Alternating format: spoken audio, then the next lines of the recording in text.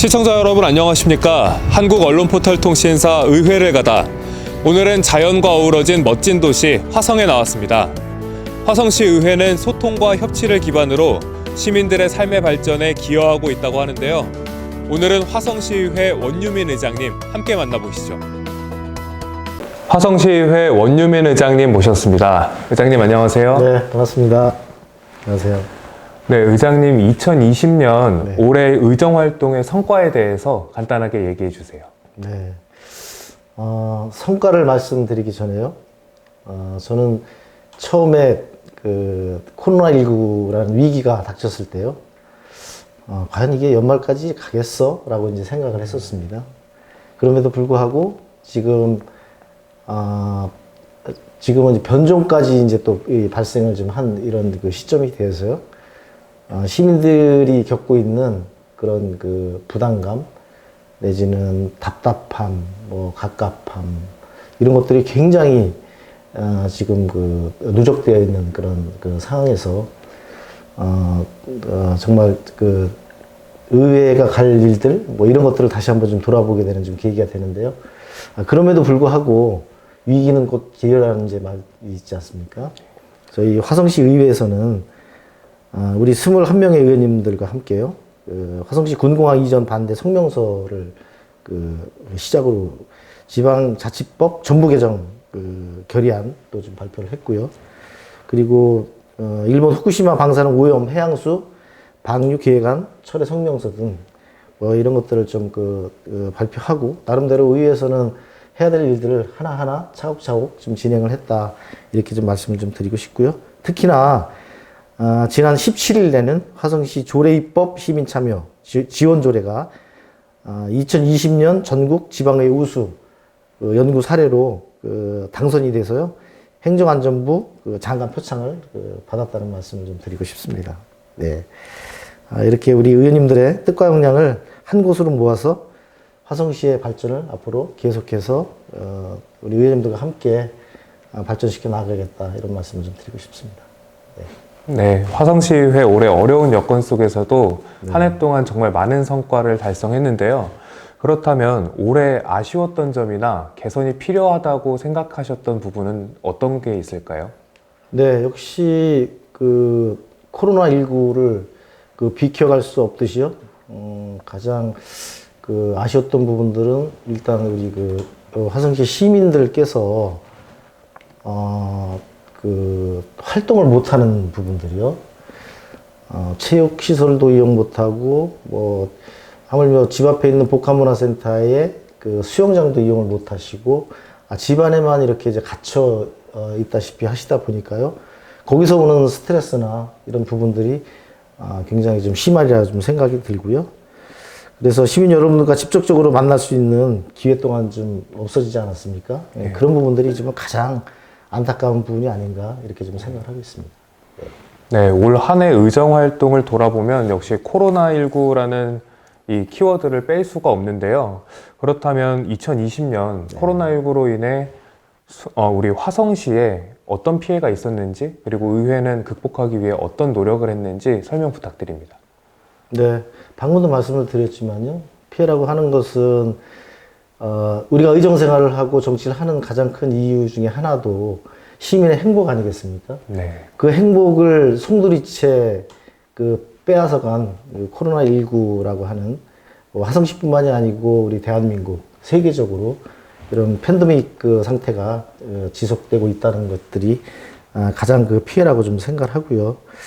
그럼에도 불구하고 화성시의회에서는 지난 3월 중에 1,316억 규모의 긴급 추경 예산안을 이례적으로 통과시켰고요. 거기에 141억 원을 증액해서 수정 의결하는 적도 또 사실 있습니다.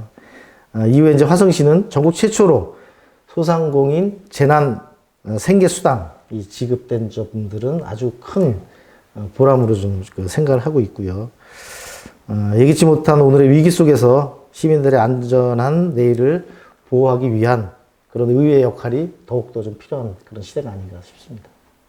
우리 화성 시민들의 행복을 위해서 화성시의회 정말 바쁘게 움직이고 있는데요. 그렇다면 다가오는 2021년에 시의회를 이끌어갈 방향과 중점 사업은 어떻게 되시나요? 네, 역시 우리가 코로나 관련해서는 그 내년쯤에는 백신이 이제 공급이 돼서 어느 정도 이 코로나와 관련된 위기가 극복되리라고 좀 생각이 드는데요. 그럼에도 불구하고 굉장히 좀 긍정적이지는 않습니다. 우리 세계 인구가 한 70억 정도로 봤을 때요.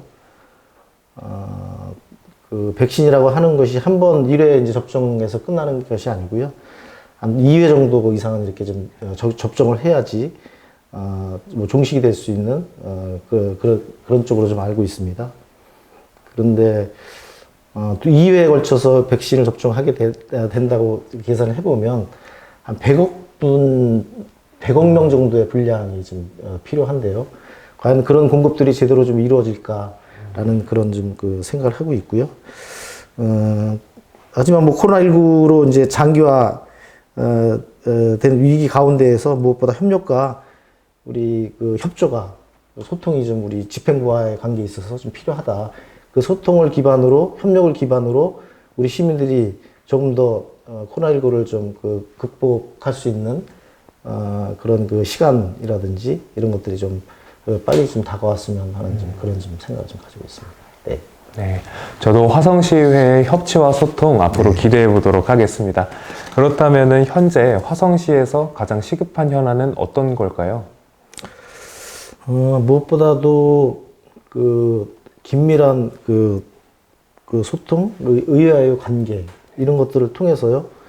과거에는 물론 이제 우리 의회라고 하는 것이 견제와 감시의 역할의 기능이 가장 이제 크다고 이제 보여지는데요. 그럼에도 불구하고 소통과 화합이 없다고 한다면 하나의 민생과 관련된 것들이 정쟁화되고 정치화되면 결국 손해보는 것은 우리 시민들이라고 좀 생각이 들거든요. 그렇기 때문에 소통과 화합을 통해서 우리 시민들이 요구하고 필요로 하는 것이 무엇인가에 대한 것들을 항상 길을 열고 경청하는 부분이 가장 좀 중요한 부분이 좀 아닌가 싶고요. 시급한 현황은 역시 민생과 관련된 뭐 이런 부분들을 화성시의회에서 좀 챙기는 이런 부분들이 가장 시급한 현안이라고 생각이 듭니다. 네. 네, 이렇게 화성 시민들의 삶을 생각하는 화성시 의회가 있어서 2021년에는 올해보다 더 나은 삶이 될 것 같습니다. 마지막으로 의장님, 화성 시민분들께 한 말씀 부탁드릴게요. 우리 시민 여러분, 전대미문의 이런 코로나19와 관련된 위기가 전 세계적으로 지금 진행이 되고 있는데요. 이 시기에 위기를 극복하기 위해서는 서로의 믿음이 굉장히 좀 중요하다고 생각하고요. 그 믿음을 통해서 우리가 소통하고 대면 접촉할 수는 없지만 그럼에도 불구하고 항상 열린 마음으로 우리 사람과 사람과의 관계를 지켜본다면 이런 큰 위기도 좀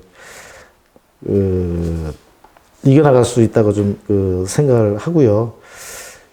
특히나 민생과 관련된 부분들은 우리 화성시의회에서 최우선으로 두고 정책에 반영을 하고 있기 때문에 그런 부분에 대해서는 저희 21분 의원님들과 함께 우리 시민들의 행복을 추구하는 목적에 걸맞게 의회에서도 최선의 노력을 다하겠다는 말씀을 좀 드리고 싶습니다. 네, 알겠습니다.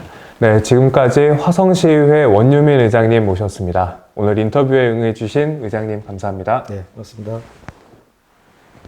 화성시의회는 코로나19로 어려운 여건 속에서도 시민들의 삶의 질을 높이고 경제 활성화를 위해 많은 노력을 하고 있었습니다. 다가오는 2021년에도 화성시의회에 많은 관심과 응원 부탁드립니다. 시청해주셔서 고맙습니다.